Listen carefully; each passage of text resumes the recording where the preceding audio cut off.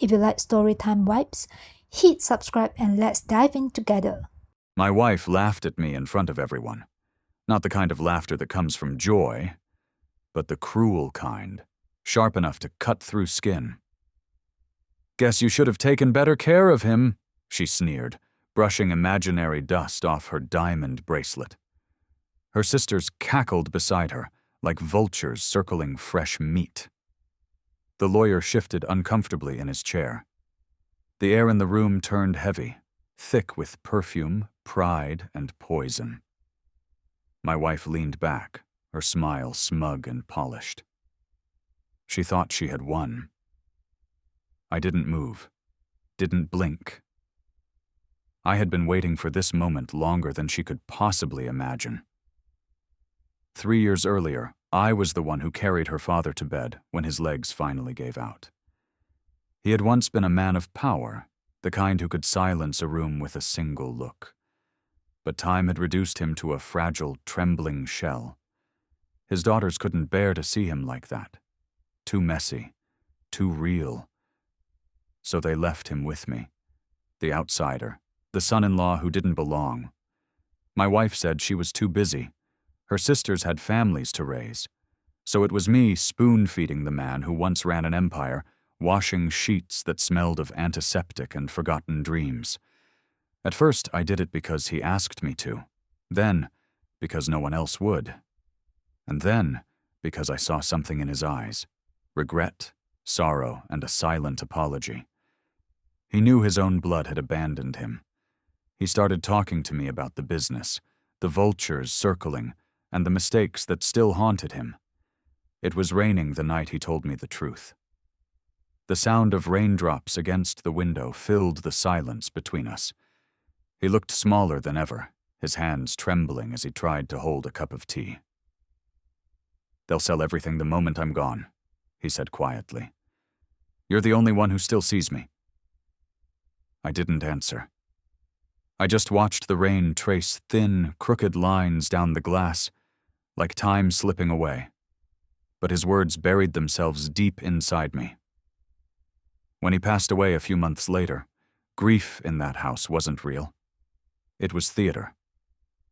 My wife posted tearful selfies on Instagram with captions about losing a great man. Her sisters argued about the seating arrangements at the funeral. And I stood by the casket, silent, watching. That's when I got the voicemail. Her voice, my wife's voice, cracked with irritation, not sorrow. "Dad's gone. Finally. Maybe now we can sell that useless company and move to Dubai." I played it again. Then again, slower this time.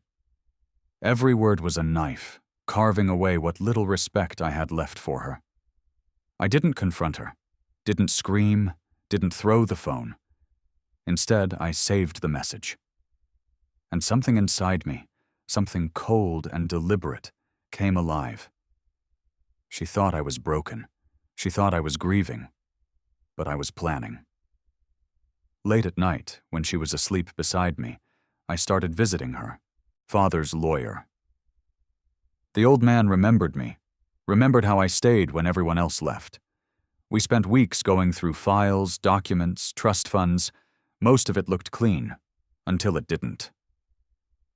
Buried in one corporate clause, hidden behind legal jargon, was a single line, a transfer of controlling interest, to the caretaker of his final estate, signed by my wife herself, too impatient to read the fine print.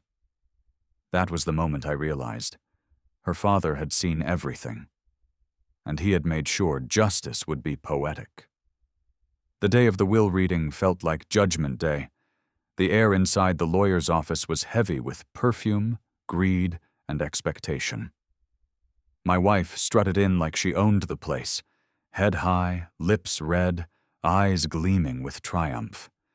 Her sisters followed, whispering, giggling, already dreaming of luxury vacations and new penthouses. I sat quietly in the corner, hands folded, heart steady. This was not grief anymore. This was war. And I was done losing. The lawyer cleared his throat.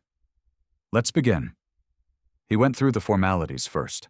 The properties, the art collection, the accounts. Each name he read out made her sisters gasp and smile. Then came the main event, the company, the empire their father built from nothing. My wife smirked, already victorious. I could almost hear her thoughts. Finally, it's all mine. Then the lawyer paused, adjusted his glasses. His tone changed. Actually, he said, according to Mr. Harlan's secondary trust amendment, controlling interest in the company will transfer to the named executive of his personal estate, Mr. Daniel Reeves. Silence. A perfect, absolute silence, the kind that stretches so thin it might snap. My wife blinked. Once. Twice.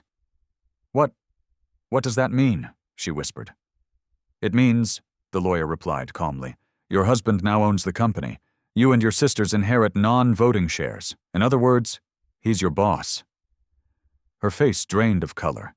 The diamond bracelet that once sparkled so arrogantly now looked like a shackle. Her sisters turned on her instantly, voices rising, words sharp and venomous. Chaos in designer heels. I didn't move, didn't smile, didn't gloat. I just watched, the empire she believed was hers collapsing into dust in her manicured hands. The lawyer slid a folder toward me. Congratulations, Mr. Reeves. Your late father-in-law spoke very highly of your loyalty. I nodded once. He taught me well. My wife's voice cracked. You planned this. I looked at her. Really looked at her. For the first time in months. No, I said quietly. He did. I just didn't stop him. That night, I drove out to the farmhouse.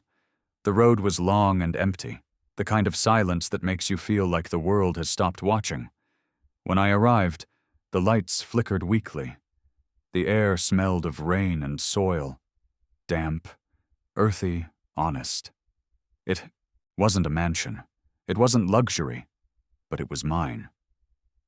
I stepped out onto the porch, the old wood creaking beneath my boots.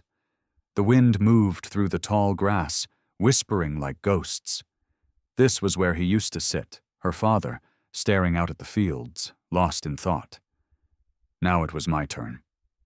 I looked down at the folder the lawyer had handed me. Inside it was the deed, my name written where hers should have been. The moonlight touched the paper softly, turning the ink silver. My wife had always said, "Money changes people." She was right, but not in the way she thought. Money didn't change me, it revealed me. I had spent years being the outsider, the quiet one, the man in the background who never complained. They thought my silence meant weakness. But silence is the perfect mask. And sometimes, it's the sharpest weapon. I took care of her father until his last breath, because that's what decent men do. But I also took care of her, in my own way. She lost everything that night. The company, the fortune, the image of control she built her life around. And me? I gained something far rarer, peace. As the wind carried the scent of rain and wheat through the night, I whispered what I never said at his funeral. "Thank you," I said softly, "for seeing me, for trusting me, for knowing the truth before anyone else."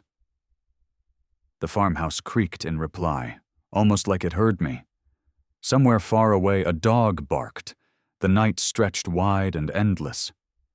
I looked at the sky one last time before going inside. He had seen through all of them, his daughters, their greed, their pride. And in the end, he left everything to the only one who stayed when love stopped being convenient.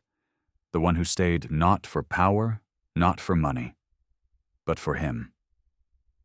And as I closed the door behind me, the storm finally stopped. Quiet, clean, perfect.